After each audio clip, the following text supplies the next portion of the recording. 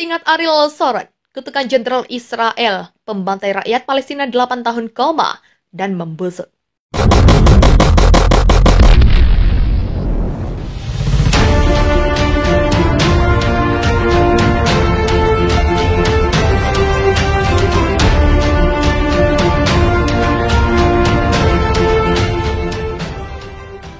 Masih ingat Ariel Sharon? Kisah kutukan untuk jenderal Israel pembantai rakyat Palestina ini hingga terbaring koma selama 8 tahun dan membusuk. Berikut ulasannya. Diketahui Ariel Sharon merupakan sosok jenderal Israel yang kontroversial di panggung politik Timur Tengah dan internasional ini. Ia dinilai kejam serta dicap biadab oleh umat Islam di seluruh dunia. Melalui tangan Ariel Sharon berlumuran darah anak-anak dan kaum perempuan hingga warga sipil Palestina yang tak berdosa. Sebuah kutukan kemudian mengakhiri hidupnya.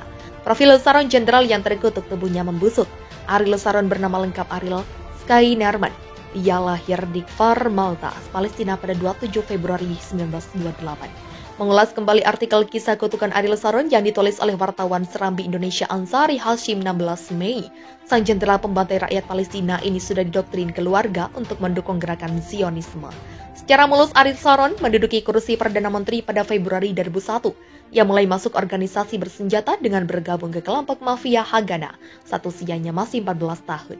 Beberapa tahun kemudian Ariel Sharon masuk Satuan Infanteri Israel Brigade Alexandroni dan gemar melakukan serangan brutal. Jenderal Israel ini kemudian menjabat komandan dan terus melancarkan teror terhadap rakyat Palestina. Karir militernya terus menanjak. Pada 1949 ia dipercaya memimpin unit intai tempur Brigade Golani. Tak hanya berkarir di militer, tahun 1950 Ariel masuk Universitas Ibrani Yerusalem dan mengambil studi sejarah dan kultur Timur Tengah.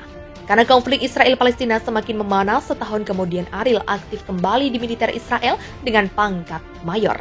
Ia memimpin unit 101 pasukan khusus yang bertugas menyergap gerilyawan Palestina ini dikenal kejam. Pada 1953, mereka pernah membantai 69 penduduk Palestina.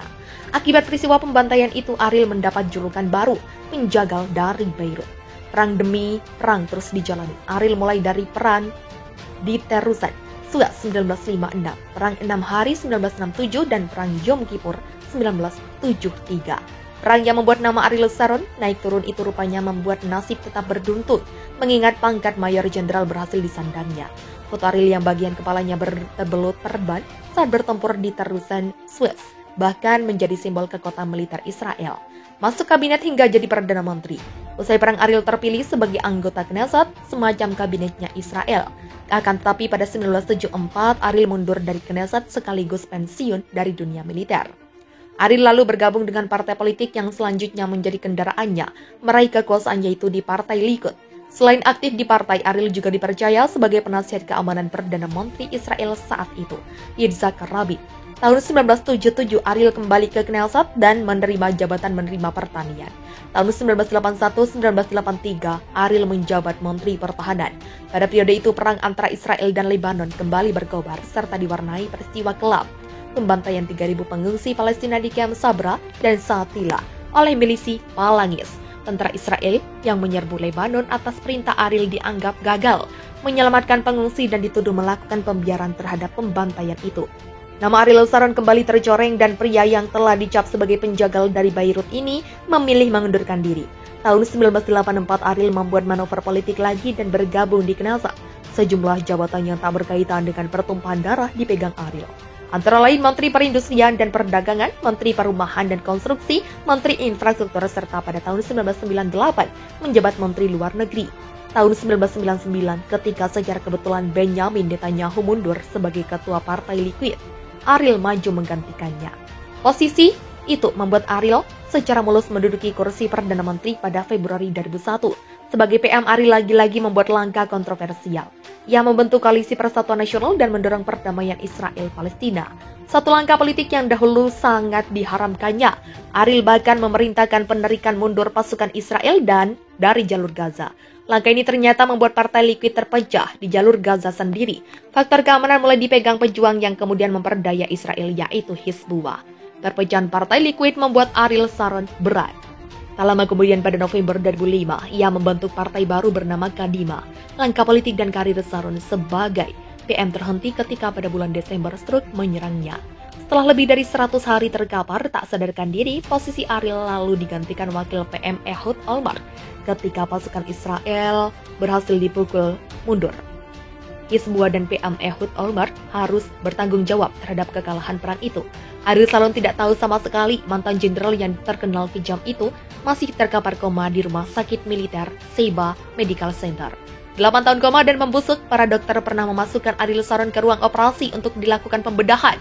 Ia memiliki luka membusuk, lalu dilakukan operasi untuk menyambung bagian-bagian ususnya yang telah membusuk tersebut dan infeksinya telah menyebar ke bagian tubuh lain. Penyumbatan yang terjadi di otaknya menyebabkan kerusakan di sekujur tubuh Ariel Sharon hingga membusuk. Sejak terserang stroke pada 4 Januari 2006, pertama kali ia dirawat di rumah sakit Hadassah Ein Kerem di Yerusalem dan kemudian dirawat di Kaib Sheba Medical Center di Tel HaSomer. Menurut Komite Keuangan Knesset, ongkos pengobatan Sharon setiap tahun sekitar USD 440 juta atau setara 4,25 triliun. Sharon memasuki usia 85 tahun, kedua matanya dalam keadaan terus terbuka. Dokter-dokter yang merawat Sharon memberikan keterangan terkait kesehatan Sharon. Saat ditanya sampai kapan keadaan Sharon akan terus-menerus seperti ini, Shlomo Segev, dokter senior yang merawatnya, memberi jawaban. Shlomo kemudian memperkirakan Sharon akan tetap hidup dengan keadaan yang seperti ini hingga lewat usia 90 tahun. Sharon tergolek tak berdaya dengan bantuan berbagai alat medis yang tertancap ke tubuhnya, termasuk respirator dalam ruangan khusus di rumah sakit Tel HaSomer, sebelah timur ibu kota Tel Aviv. Tidak ada upacara khusus atau sekedar ucapan simpati buat lelaki 85 tahun itu. Cobalah pegang tangannya, belai rambutnya yang putih dan sapalah dia dengan bahasa orang Arab yang sangat dibencinya. Kaifa haluknya Sharon? Dia pasti tidak akan menjawab, sebab itu hanyalah sebuah patung lilin dalam ukuran sebenarnya sebagai representasi dari Ariel Sharon.